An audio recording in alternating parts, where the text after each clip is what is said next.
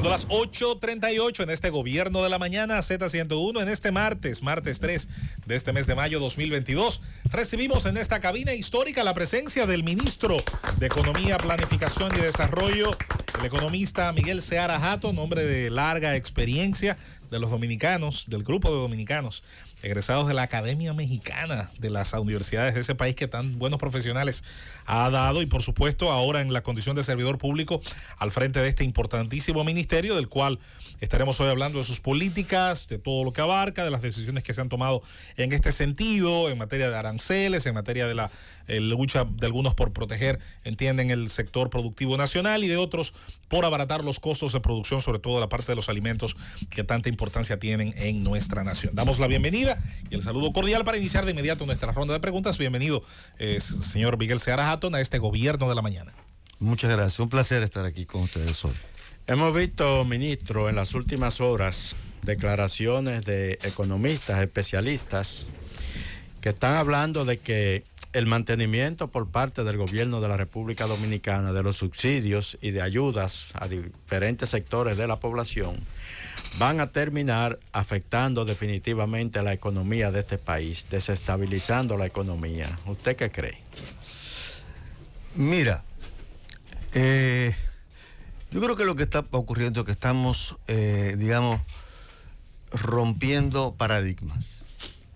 Y esta crisis ha roto paradigmas. O sea, no nosotros por voluntad, sino porque se ha producido una circunstancia en el mundo en donde se han roto paradigmas. Por ejemplo, la crisis del 2020 es la crisis más profunda de toda la historia.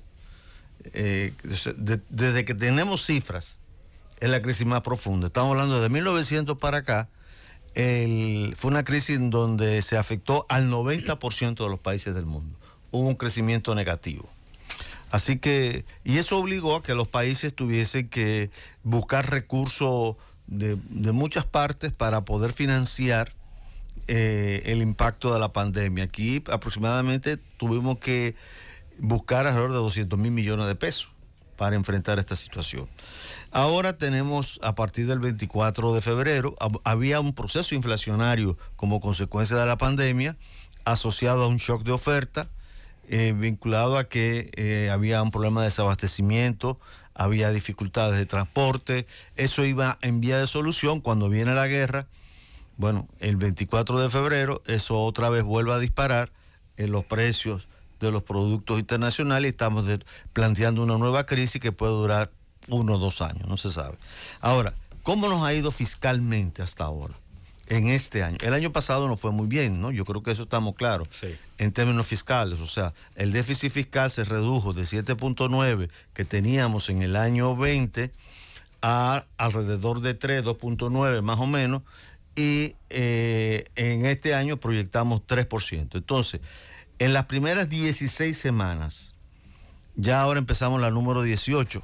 Perdón, 3% se proyecta de déficit fiscal para este año. Para este año. Ok. ¿No? Ese es el dato, la cifra, digamos, que se maneja, ¿no? Entonces, ¿qué ocurre? Que actualmente, ya ahora, estamos en la, voy a dar la cifra hasta la semana 16. Estamos en la 18, pero la 17 la entregan hoy o mañana, ¿no? Los resultados, o sea que todavía no están. Tengo la 16. Entonces, ¿cómo nos ha ido? Bueno, los ingresos fiscales aumentaron en 37,000 millones. Los gastos aumentaron en 54,000. Tenemos 283,000 millones gastados, casi 284,000 millones, de ingresos, y 293,000 millones de gastos. Y el déficit es 9.9 millones de pesos.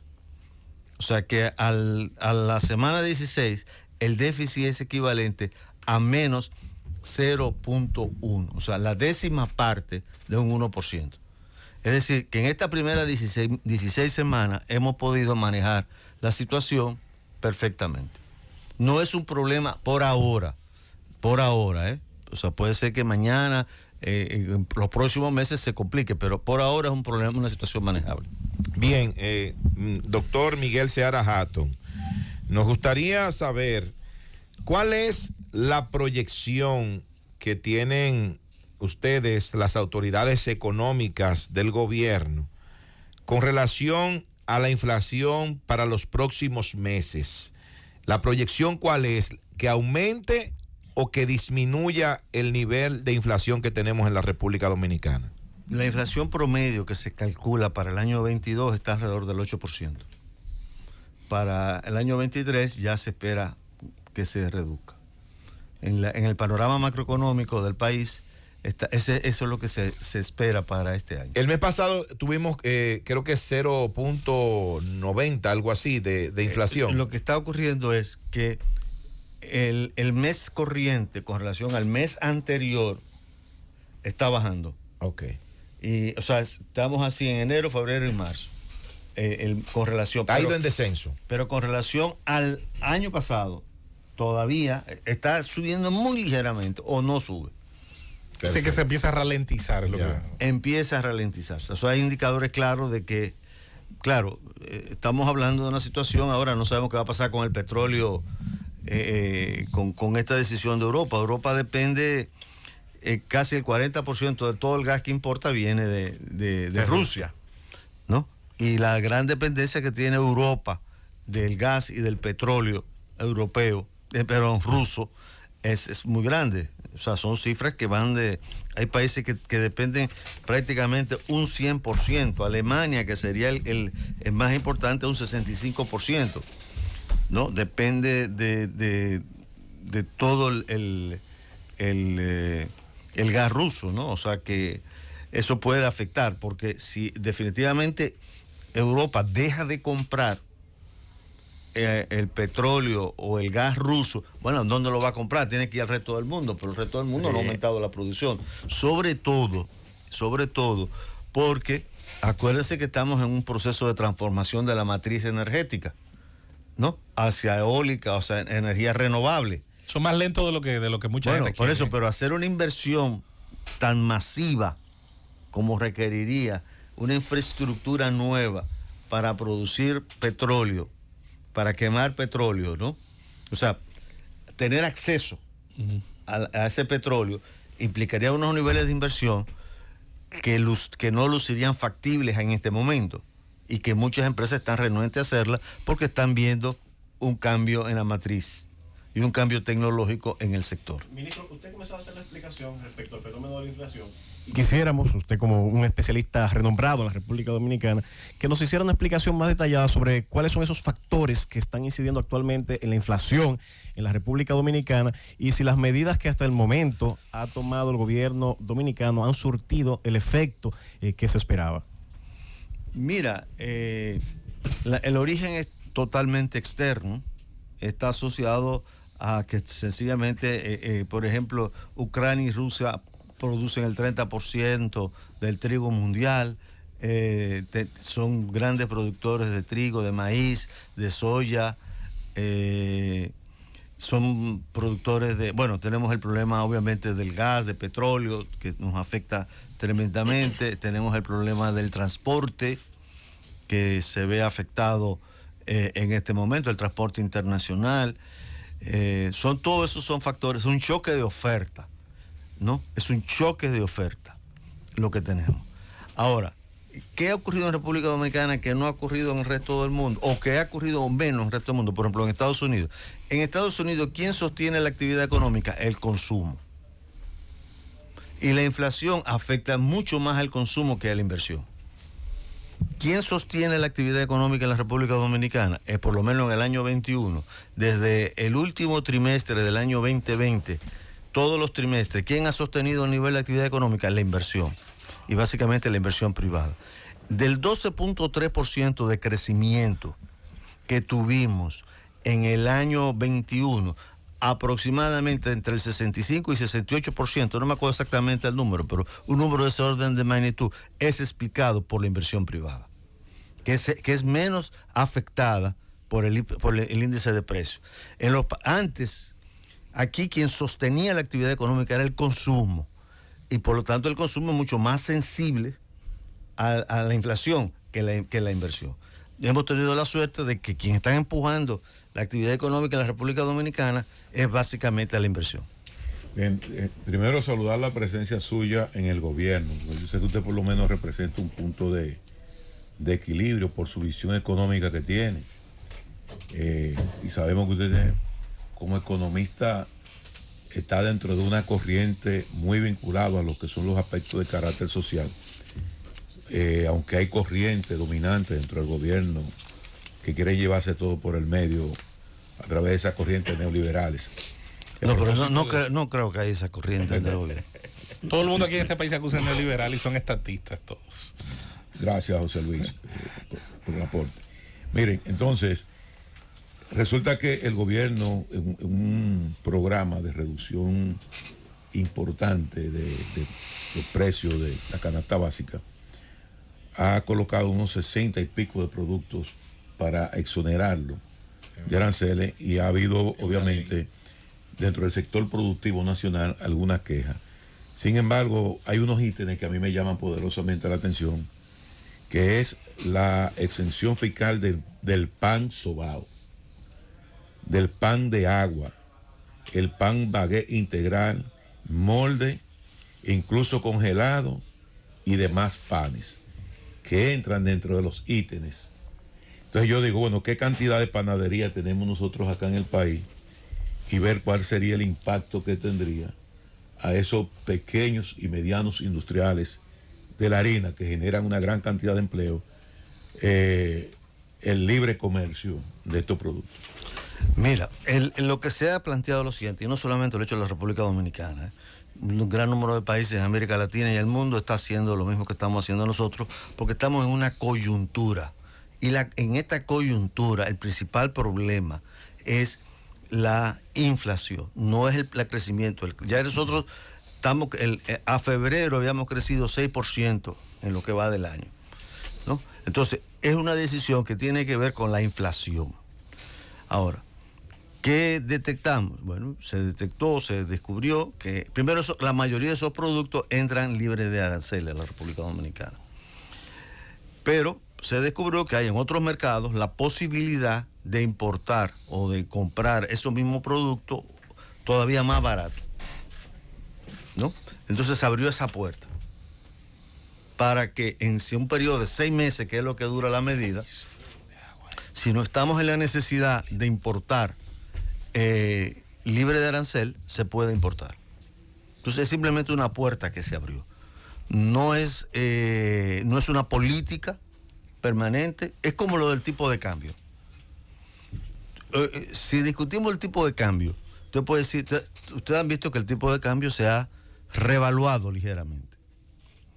Bueno, eso con razón puede decir el sector exportador, eso va en contra de nosotros, ¿no? Y es verdad, va en contra del sector exportador. Un peso que se revalúe el peso dominicano implica que es un peso que pierde el sector exportador. Sin embargo, imagínense ustedes si no se ancla el tipo de cambio. ¿Qué hubiese pasado con la inflación? Y que se destape el tipo de cambio y se produzca un círculo ahí, una burbuja entre inflación y devaluación. Hubiera sido un caos. Entonces, esta medida tiene el mismo sentido. Eso es una medida de corto plazo, de 6 meses. La gente no es loca lo que estamos en el gobierno. Sabemos, si hay abundancia de plátano, no hay que importar plátano. Si hay abundancia de cualquier producto X, no y el hay. impacto en el empleo, lo han analizado, sobre todo en estas pequeñas y medianas industrias. ¿Cómo va a impactar? Hasta ahora, el empleo ha respondido muy bien. Nosotros recuperamos, si tú coges la TCS, los datos de la Tesorería de la Seguridad Social, la cantidad de empleos nuevos creados, ya superamos en 114,000 al mes de marzo de este año. Abril, por supuesto, no todavía esa cifra no existe, pero a marzo de este año ya se superó en 114,000 o 115,000, una cosa así, el nivel de empleo más alto que teníamos previo a la crisis. O sea que hemos ido recuperando el empleo. Sí, pero yo me refiero al impacto de esta medida que todavía está bien, lo que pasa. Se ha analizado el impacto que podría tener en esos sectores. Por eso es lo que te digo, que nosotros sabemos la oferta que hay. Es una medida de emergencia y de seguridad en caso de que se produzca un problema. Hasta ahora, con la política que hemos seguido, si lo mides por la TCS, aumentamos en 114,000 empleos. Y si lo mides por la encuesta nacional de fuerza de trabajo, tenemos más o menos, ya superamos los 4.7 millones de empleos. O sea, que no ha ido bien ahí. O sea, que en este momento podemos tomar estos riesgos para garantizar que la comida esté más barata en la mesa de la gente. Ahora, estos son 6 meses. Vamos a ver cómo nos vamos desenvolviendo. Te repito, la gente no es loca. Si hay maíz en este país, ¿no? Bueno, maíz no producimos, pero qué sé yo, cualquier producto, pollo o arroz, no se va a importar. Pero sí tenemos la posibilidad, en caso de que se presente una situación, de abrir esa puerta y decir, mira, ven, resuélveme esto temporalmente. Ministro. Son 6 meses. ¿Y por qué no se pensó mejor en eliminar los aranceles a las materias primas de esos productos? Porque mire que lo que pasa, uno quisiera entender la posición del gobierno, pero uno cuando analiza las mismas informaciones que emanan del propio gobierno, uno siente que hay cosas como que no están claras, que te confunden. Si nosotros tenemos suficiente producción de pollo, de plátano, de huevos, de carnes, vimos hoy que incluso ya se puede exportar carnes, entonces bueno, pero sucede que la carne de res está dentro de los artículos que se van a importar con tasa cero.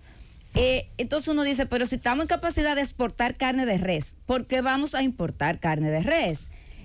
Pero si estamos en capacidad de producir pan de agua y pan sobao, ¿por qué no reducir o eliminar los aranceles a la harina para que entonces los productores de pan puedan seguir manteniendo esa dinámica productiva y al mismo tiempo generando empleos? Bueno, lo que usted está hablando es una política de sustitución de importaciones, que eso fue lo que hizo Balaguer en los años, en los 70, bueno, desde el 69 en adelante, con la ley 299.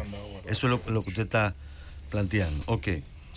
Lo que estamos diciendo es, mire, para ampliar el aparato productivo, lo pudieron haber ampliado. O sea, hasta ahora, ninguna de las políticas que ha tomado el gobierno ha afectado a los sectores productivos. La industria ha respondido ha tenido una gran respuesta a la actividad económica nacional. Hasta la agricultura. La agricultura ha crecido, poco, pero ha crecido. Creció en el 20, creció en el 21 y creció en el 20 y en el 21. ¿No? Y más o menos mantiene su ritmo de crecimiento histórico, que está alrededor del 3% de crecimiento. La construcción se mantiene. Las zonas francas sigue creciendo. Entonces, perfectamente se puede eliminar los aranceles para la materia prima. Eso fue lo que ocurrió con el modelo de sustitución de importación, que fue tan criticado en su momento. Yo creo que en este momento, sencillamente, se ha abierto una puerta de emergencia, nada más que eso, y son 6 meses. Cualquier subsidio al aparato productivo para que reaccione te tomaría mucho más de 6 meses, probablemente 1 año, porque para tú tomar una decisión de invertir, yo te bajo la materia prima y tú decides invertir adicionalmente, te toma más tiempo que eso. Y esto es una medida de emergencia para garantizar de que se controlen los precios. Repito, es igual como el tipo de cambio. O sea, ¿por qué no defender a los exportadores también? Hay que defender a los exportadores. Sin embargo, ellos se han ido desenvolviendo bien en este momento. Una ligera sobrevaluación del tipo de cambio es importante en este momento para romper la burbuja de un proceso inflacionario. Porque ¿qué es lo que tenemos ahora? ¿Es estancamiento del aparato productivo? No, porque el aparato productivo sigue creciendo. La economía real del país se sigue moviendo perfectamente, ¿no? Entonces, eso es lo que se está tratando ahora, en este momento, de defender y proteger. Señor ministro, al momento de hablar de la inflación, obviamente se explican muy bien los temas externos, los problemas de logística, todo el cuello de botella previo a la guerra y posterior a la guerra. Sin embargo, como se dice a veces, parece que hay un elefante en la habitación que nadie ve o quiere ver. Y es que desde el inicio de la pandemia y producto de las políticas justificadas o no en ella, gran parte de los países de Occidente pues hicieron grandes emisiones de masa monetaria, se llegaron a récords. Y bueno, algunos dicen sí, era necesario porque detuvimos el aparato productivo, por la combinación de gente al toque de queda, porque se detuvo gran parte de la economía de servicios, en algunos casos incluso la propia industria. Y se tiende a ignorar, incluso en el caso de la República Dominicana, que desde el 2019 venía creciendo la emisión de masa monetaria. Y en efecto, hoy, vamos a decir, tenemos también resultados típicos de cuando esto ocurre. Mi pregunta es, visto lo visto, en este momento, ¿cuál es la idea suya y el consejo a las políticas monetarias, tanto del Banco Central como el señor presidente, en relación a cómo debe mantenerse, sobre todo el tema de las tasas activas, pasivas y la emisión de moneda, si en este momento la idea suya es mantenerla controlada o por defecto, cuál sería la estrategia que supone en ese sentido de política monetaria? ¿Cuál era la lógica del proceso que se estaba produciendo con la crisis 2020, con la pandemia? Fue un shock de demanda, que cayó la demanda por el cierre. En teoría, eso provocaría un shock de oferta. Se cae si no tengo a quien venderle, empiezo a cerrar, ¿no? Y eso crearía un shock financiero. Se quebrarían los bancos, los bancos no tendrían forma de que se le pagara, los atrasos se multiplicarían, etc. ¿Qué se evitó? Precisamente que se rompió la cadena. O sea, se evitó llegar a la tercera fase, ¿no? Hubo una serie de facilidades para que las empresas pudieran sobrevivir, porque empresa que se cierra no se abre, ¿no? O sea, aparato productivo que tú cerraste, es difícil tú reactivarlo. Entonces, en ese momento, ¿qué ocurrió? Bueno, fue la decisión correcta. Realmente lo que se motivó fue la inversión en la actividad económica real. La política monetaria ayudó bastante, pero fue un cambio en las expectativas, un shock de expectativas en la economía dominicana que te tira hacia arriba la inversión privada. Eso fue favorable y fue acompañada con una política monetaria más flexible. Indudablemente ayudó y contribuyó. Ahora llegó el momento de empezar a recoger poco a poco, sin crear una crisis, esa masa monetaria. Y se está recogiendo. Y el gobierno está aumentando alrededor de 0.5 de tasa de interés cada cierto tiempo. Y lo está haciendo el mundo entero también. Pero hay que hacerlo con prudencia para que no se te caiga el aparato productivo y la economía real. ¿Qué es lo más importante para nosotros? La economía real. Hasta ahora la economía real, mientras la economía real esté comportándose como va, tú puedes ir tomando poco a poco, ligeramente, cierto tipo de medidas. Vamos a aprovechar a hacer un corte, la presencia del ministro de Economía, Planificación y Desarrollo en la cabina de esta Z101 Gobierno de la Mañana. Cuando retornemos, más preguntas sobre este tema neurálgico relacionado a la economía de nuestro país y al desarrollo de las actividades productivas. Llévatelo, Cundo. De regreso a las 9:10 en este Gobierno de la Mañana Z101. Retomamos la ronda de comentarios. Tenemos la presencia en cabina del ministro de Economía, Planificación y Desarrollo, don Miguel Seara Hatton. Y don Miguel, usted levanta mucho interés en las preguntas. Estos muchachos están codo con codo para preguntarle al ministro, que es un hombre, hay que decirlo, con mucha capacidad de respuesta. Vamos a arrancar con Aníbal Díaz para continuar con Rosendo Tavares Villalobos. Sí, para no circunscribirnos solo al efecto de la ley que procura, sobre todo, abastecer la canasta, que es un tema, como bien usted ha dicho, con dólar y exportación. Lo primero es que se legisla para la mayoría, y la mayoría procura comer, no necesariamente hacer negocio. Y de eso se trata. Ustedes, viendo el escenario no solo con relación a la República Dominicana, viendo la inflación a nivel regional, a nivel iberoamericano, el nivel nuestro de inflación, viéndolo versus nuestras realidades iguales y parecidas. ¿Cómo vamos respecto a esos niveles? No, nosotros vamos a una tendencia mundial. O sea, nosotros nos estamos moviendo dentro de los rangos mundiales en este momento. Con digamos, la virtud que hasta ahora nuestro aparato productivo, la economía real. ¿Qué es la economía real? El aparato productivo, el empleo, la inversión, o sea, lo que mueve, digamos, lo que la gente realmente recibe, ha ido funcionando bien. Como yo decía hace un momento, en los Estados Unidos, en el primer trimestre del año se derrumbó. sacó un inesperado decrecimiento de 1.3, 1.4%. Del PIB cayó, ¿no? Y parece que la tasa de desempleo va a aumentar, ¿no? Aquí, por suerte, hasta ahora eso no ha ocurrido. Y como decía anteriormente, la diferencia es que allá en Estados Unidos el motor del crecimiento es el consumo, mientras que aquí el motor de crecimiento es la inversión. Entonces esa diferencia hace que por ahora, nuestro aparato productivo se vaya moviendo bien frente a esta situación inflacionaria. Ministro, con respecto al tema de la inflación, que no es un tema local, el caso, por ejemplo, de Estados Unidos, un 8.5 actualmente. Eso es un número altísimo en Estados Unidos. Eso ha lastimado drásticamente la presidencia de Joe Biden. Sus niveles de aprobación han caído muchísimo. Vi una encuesta hoy que dice que ha subido 5 puntos, esto con el tema del manejo de la guerra de Ucrania. Pero mira, el Banco Mundial, con respecto a ese tema de la inflación, acaba de emitir un informe que yo estoy seguro que usted lo leyó y lo ponderó.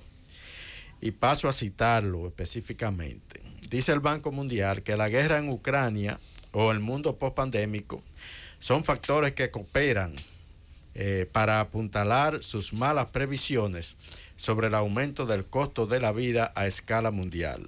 Un alza que, de acuerdo con las estimaciones del organismo multilateral, se prorrogará hasta el 2024. Y que eso va a afectar definitivamente, sobre todo, a economías emergentes, a economías en desarrollo. El gobierno de la República Dominicana está tomando estas previsiones que hace el Banco Mundial, las está analizando, o nos vamos a confiar en que particularmente nosotros estamos manejando bien la cosa. No, obviamente es un elemento de mucha preocupación. O sea, el tema de inflación preocupa a todo el mundo.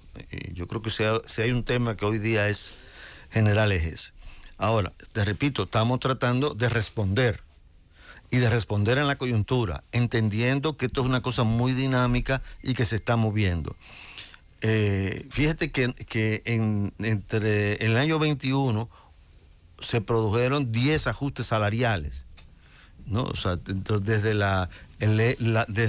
hubo un aumento en los médicos, la Policía Nacional, el sector turístico, el sector privado no sectorizado, en la zona franca, en la construcción, en el azúcar, en fin. Hay una parte de esos aumentos, doctor, y usted lo sabe, que se producen regularmente cada 2 años. Sobre todo lo que tiene que ver con el sector sectorizado, privado no sectorizado, lo que tiene que ver con zonas francas, lo que tiene que ver con el tema de la construcción.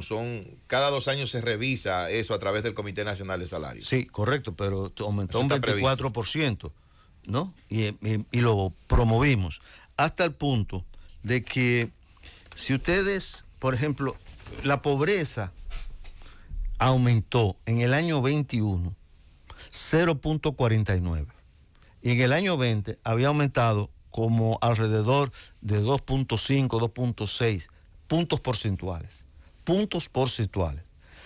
A la pobreza en el año 20 aumentó 0.49, la mitad del 1. En el 21. En el 21, sí. ¿No? Fue uno de los años, y fuimos uno de los países donde mejores resultados tuvimos con la política social y con las políticas que tomamos para garantizar esta lucha, digamos, porque si aumenta la inflación, la contraparte de la inflación es la pobreza. O sea, pudimos frenar y apoyar directamente el tema de la pobreza. Para que tengan una idea, si yo tomo en cuenta el aumento del ingreso nominal y el aumento de la distribución del ingreso, la mejoría que hubo, eso mitigaba la pobreza en 2.9% de 2.9 puntos porcentuales. Sin embargo, la inflación que fue acumulada alrededor del 8 nos tumbó, ¿no? Nos aumentó la pobreza en 3.93 puntos porcentuales. Y por eso terminamos el año con 0.49. Es decir, fue un año que comparado con lo que pasó en el mundo, nosotros salimos bastante airosos. Bastante bien. Bien, usted ha señalado en varias ocasiones en esta entrevista de que el motor de crecimiento de la República Dominicana ha sido la inversión, a diferencia de los Estados Unidos, que el motor del crecimiento en esa economía es el consumo. Ahora yo pregunto... Lo verifiqué ahora, toda la tienda llena de gente allá. Yo pregunto lo siguiente, ¿esa inversión en la República Dominicana se podría ver afectada por estos tres factores? Por la recogida del circulante del Banco Central, por la apreciación del peso dominicano, esto combinado con el alza en las tasas de interés, y también con el tema de la inflación de todos los precios. ¿Se podría ver afectada esa inversión por esos tres elementos? Si no se toma ninguna medida adicional, sí. Pero se están tomando medidas, o sea, porque la inflación que tuvimos el año pasado fue una inflación alrededor del 8%, el año pasado. Y pudimos reaccionar y crecer la economía y resolver el problema del empleo. Entonces, si tú haces ciertas cosas, por ejemplo, el tipo de cambio, la revaluación con moderación, porque ¿qué es lo que queremos con el tipo de cambio? Que mande un mensaje claro a la sociedad de que está anclado y que por esa vía no va a haber inflación. Porque la cultura aquí es que si aumenta unos pesos, unos centavos el tipo de cambio, todo se dispara. Entonces, ese es el efecto que tiene todas estas medidas. O sea, que uno va moviéndose con flexibilidad, por supuesto, ¿no? Y sabiendo en qué momento afloja o aprieta. ¿Me entiendes? Entonces yo creo que hasta ahora, por el resultado en la economía real, no nos ha ido mal, nos ha ido muy bien, ¿no? Y ojalá que no pueda mejorar. Ahora estamos enfrentando una situación que cada día se profundiza, pero efectivamente, yo leí en el fin de semana el documento del Banco Mundial. De hecho, yo estuve en la reunión, parte de la reunión de primavera, por Zoom, desde aquí. Y realmente uno se preocupa. Y la expectativa es, bueno, ahora con mayo, los rusos dicen que en mayo 9 se acaba la guerra. No, ellos van a anunciar que están en guerra. Que están en guerra y que... Bueno, sea como sea, son circunstancias que uno tiene cierta aprensión, porque uno no sabe hasta dónde puede llegar esta situación. Pero hasta ahora, porque esto es un día a día. ¿Tú me entiendes? Yo estoy seguro que cuando el 24 de febrero tú te levantaste, tú nunca pensaste que ibas a encontrarte con que Ucrania iba a ser invadida, ¿no?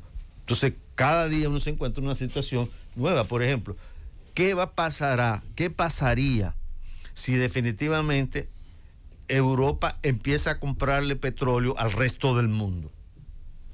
Yo estaba revisando unos mapas ayer de los gasoductos en Europa. Y mira, es básicamente gasoductos rusos. Sí, Europa en un 35-40% no, se suple del petróleo ruso. Sí, entonces, ahora tendrían que buscarlo. Una alternativa. Y Estados Unidos se está movilizando en ese sentido. Sí, pero en África. Pero crear el aparato, o sea, generar esa energía adicional, o sea, ese petróleo adicional, esas inversiones no están todavía. Eso hay que hacerlo. Y esa inversión te toma... ¿Y la forma de suplirlo? Esa inversión te toma 1, 2 años, 3 años, quizá una cifra de ese orden de magnitud. Yo leí hace una semana, algún tiempo, que a Alemania le tomaría casi 3 años. Claro. No sé si lo hace más rápido, ¿no? Quizás pero le tomaría 2, o 1 año, pero 1 año en este momento es mucho. ¿Tú me entiendes? O sea, esa presión mundial, ¿de dónde va a salir ese petróleo? ¿Me entiendes? Ministro, la gente a veces se pregunta cuando se habla, bueno, se ha logrado un crecimiento económico, ¿cómo repercute eso en mi persona? Yo sigo viendo el mundo, la vida, mis condiciones similares o iguales. Y nosotros al observar hemos visto que efectivamente se ha logrado, que el gobierno ha sido exitoso en mantener el índice de crecimiento económico. Sin embargo, en medio de la crisis, usted ha dicho, se han tomado medidas para evitar que aumente la pobreza, y eso es inevitable. En la situación de crisis, los más pobres son los afectados. Pero tenemos que conformarnos en los próximos años y mientras dure la pandemia, que los índices con bajas expectativas con relación a la expectativa misma de mejorar en los índices de desarrollo humano, o se están tomando medidas aún en medio de la crisis para mejorar estos parámetros? La inversión pública se ha activado. Hoy día se está acumulando una inversión a marzo más alta el doble, más del doble de lo que teníamos, perdón, a las 16 semanas, no marzo, 16 semanas, más alta de la que teníamos acumulada, lo que decía hace un momento. Ahora, fíjate si estamos haciendo efectiva política. En el año 20, si no hubiésemos tomado ninguna política, la tasa de pobreza hubiera alcanzado el 30%, pero se quedó en 23.36. Y en el año 21, si no tomamos ninguna medida, la pobreza hubiese sido 23, pero se quedó en 23.8. O sea, perdón, había sido 27, pero se quedó en 23.8. O sea, estamos dándole seguimiento al dedillo, ¿no? Ahora vamos inclusive a mejorar la metodología para tener mayor precisión en los números. ¿Tú ves? Entonces sí se están tomando medidas y eso es una cosa que se está midiendo día a día. El tema de agua. Yo sé, creo que ustedes han tenido varias reuniones con la gente de INAPA. Sí, estuvimos en la mesa del agua, de hecho el Día Mundial del Agua. Bueno, entonces le habrán contado, o sea, 1.4 millones de personas. O sea, ha habido una cantidad de inversiones que se han hecho, estirando el dinero, estirando el dinero, porque no hay dinero, no hubo una reforma fiscal, ¿no? He sido estirando el dinero. Señor ministro, sin salirnos de su marco de acción, sin cruzar para la vereda de hito de industria y comercio, pero sí desde el punto de vista, sobre todo dentro del marco de acción y sobre todo la economía, de hacer antes para provocar después. ¿Considera usted que ha sido suficiente lo que se ha hecho en el país desde el ámbito legislativo y ejecutivo en relación a las MIPYMES? Me explico. La data es muy clara en relación a la afectación que la pandemia generó, sobre todo en las empresas más pequeñas y sobre todo en el tejido que es informal. No hay que ser muy docto en economía para ver cómo las plazas de negocios pequeños en su momento se vaciaron, aunque están volviendo poco a poco pues a retomar, a abrir, a generar esa actividad. Ahora bien, otras naciones quizás generaron medidas, digamos, recuerdo las medidas italianas de las famosas vacaciones fiscales para ciertas empresas de cierto tamaño, unos meses sin el pago de ciertos impuestos, los famosos temas que suelen retrasar mucho en términos burocráticos y de tiempos a esas mismas empresas, que son un costo. ¿Qué pudiera agregarse, además de lo que se ha hecho, si usted lo considera propicio, para tratar de volver a reactivar al 100% y más, si se puede, de lo que teníamos en materia de ese tejido, el tejido económico más vulnerable, el que más afectado se ve por las situaciones que ocurrieron, el que tiene su línea de flotación generalmente más baja? Mira, efectivamente, la informalidad ha crecido en la economía. O sea, eso no se puede negar. Los datos de la encuesta nacional de fuerza de trabajo te indican que han aumentado. Y eso es un problema. Yo creo que los dos grandes problemas que tiene la economía dominicana ahora es inflación y empleo informal. O sea, y eso hay que enfrentarlo. Y se está tratando de enfrentar ambas cosas. De inflación ya hemos hablado, ¿no? Ahora, ¿qué ocurre? ¿Por qué la gente se mantiene informal?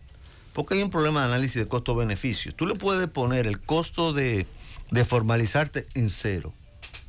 Y si la gente no ve que va a haber un beneficio en formalizarse, pues no se va a formalizar. ¿Y cómo se ve esos beneficios? Bueno, en los servicios públicos, que haya mejores servicios públicos, ¿no? Entonces eso es lo que se está tratando de mejorar. Ahora, nosotros tenemos muchos años con deteriorando los servicios públicos y hemos tratado de reversar eso. Eso no se reversa en...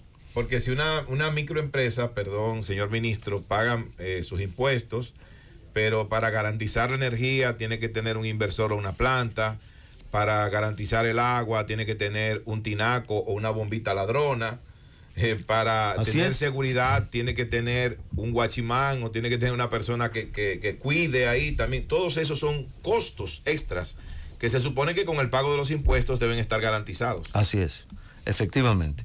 Y yo creo que ese es el problema, ese es el principal reto. Ahora tú tienes que revertir eso. Por ejemplo, tú quieres un ejemplo que para mí es de lo más... realmente no tengo ni siquiera forma de expresarlo. Pero mira, el 20% de los hogares, el 80% de los hogares dominicanos tienen inodoro.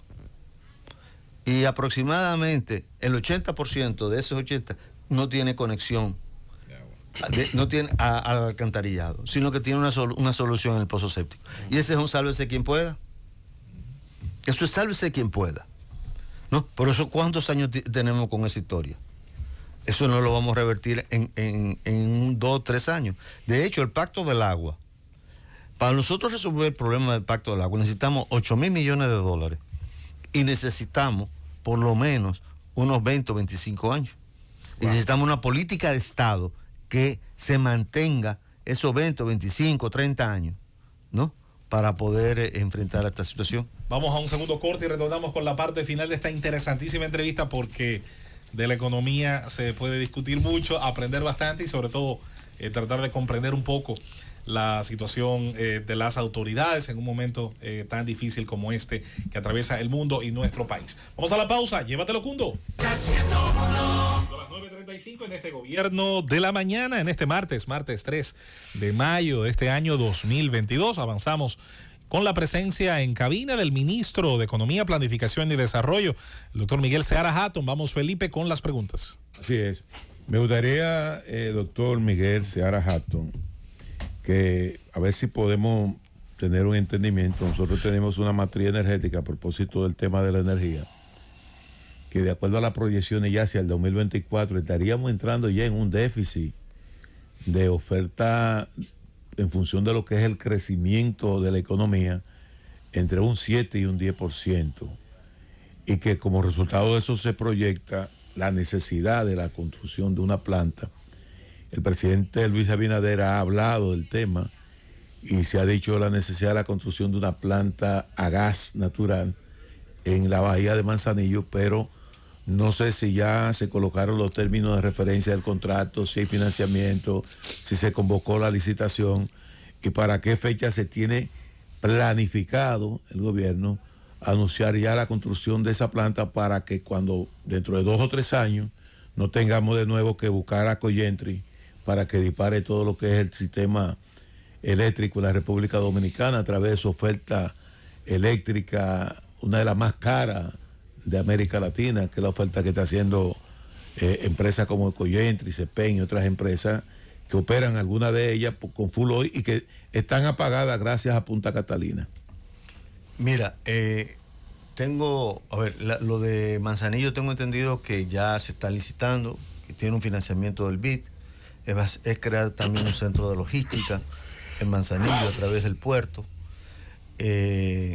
O sea que eso está caminando bastante bien. De hecho, el mismo Ministerio de Economía ha hecho algunos estudios sobre el tema del ordenamiento territorial de la zona. O sea que eso está caminando. Ahora, en temas de energía, yo no soy experto en ese tema, debo confesarte, pero tengo entendido que se están licitando alrededor de 2.000 megavatios nuevos, precisamente para enfrentar esa situación.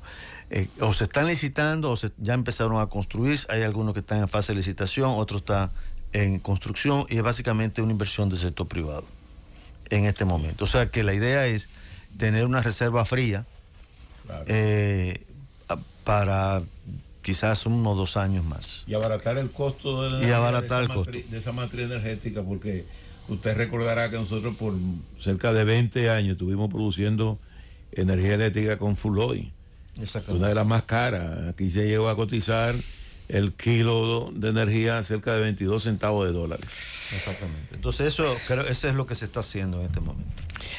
Bien, saludar la presencia aquí con nosotros de la profesora de periodistas Elvira Lora, que acompaña al ministro de Economía, Planificación y Desarrollo. Es una profesora de profesores. Julieta le dio clase a ella, pero ella se le pasó a Julieta. Entonces, ¿qué es esto? Con mucho orgullo. ¿Qué es esto? Lo digo con mucho orgullo. Óyeme.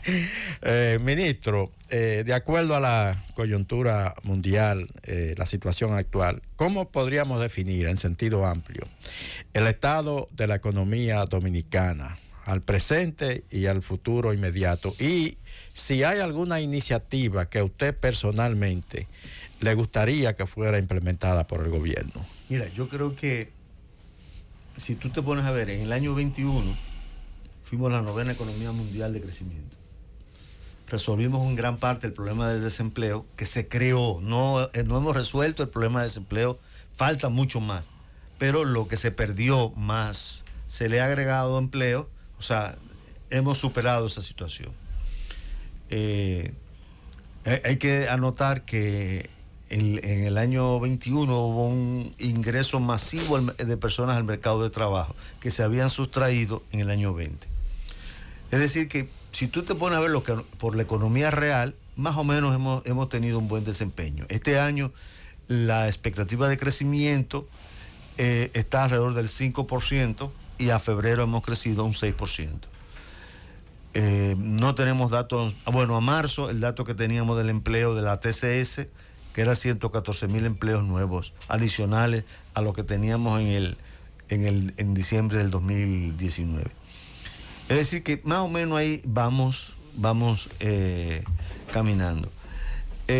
Los desafíos son grandes. Yo creo que sí, que es unos desafíos tremendamente grandes porque estamos enfrentando otra vez una crisis mundial con el problema del petróleo, ¿no? Y por eso hay que ser flexible en las políticas. Y no, probablemente habrá que moverse mucho en la coyuntura, ¿no? Mucho en la coyuntura para garantizar que esos factores estructurales que se crearon y que le dieron garantía con el nuevo gobierno y le dieron garantía al sector privado, porque al final de cuentas el único empleo sostenible es el empleo que genera ganancia, que genera actividad económica real. Entonces, eso es lo que hay que tratar de proteger en este momento, esa actividad económica real para poder sobrevivir y salir bien. Afortunadamente, por ejemplo, el tema de turismo nos ha ido bien, ¿no? Zona Franca nos ha ido muy bien, las exportaciones han ido bastante bien, el sector industrial, como decía, construcciones, comercio, agricultura, en fin, toda la economía real ha ido moviéndose bien hasta ahora. Y eso es lo que hay que sostener en el futuro. Ministro, regularmente en la administración del presupuesto nacional y de las políticas públicas hay como una concentración histórica del presupuesto en las principales ciudades. El Gran Santo Domingo, Santiago. Perdón. Sí. Me faltó decir algo. Lo que nos falta, ¿sabes qué? Fortalecer la política territorial.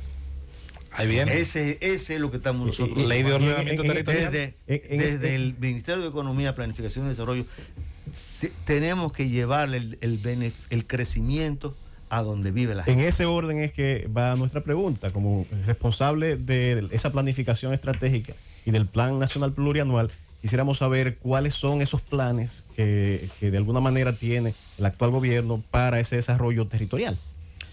Bueno, eso ameritaría un programa, ¿no? Aparte. Encantado. En resumen, encantado. Queda invitado. Otra vez. Queda invitado. No, mira, se está trabajando nos estamos preparando para la Ley de Ordenamiento Territorial. Acabamos de terminar un programa, una propuesta de transformación de la zona fronteriza con medidas bien concretas. Esto es un presidente que no se le puede marear con propuestas generales, sino que hay que llevar cosas concretas. Tenemos 85 propuestas concretas. Se hizo un levantamiento con la población y con las instituciones involucradas. Estamos repitiendo ese ejercicio en todo el país. Así que en San Juan ahora mismo estamos trabajando en eso. O sea, en todo el país tenemos 5 oficinas regionales, que las antenas del Ministerio de Economía en el territorio. En fin, tenemos muchos planes que estamos implementando. Mira, tenemos los fondos de cohesión territorial, que son fondos que utilizamos para los municipios más pobres. Básicamente lo que tienen 85% de pobreza para arriba. A esos municipios nadie va.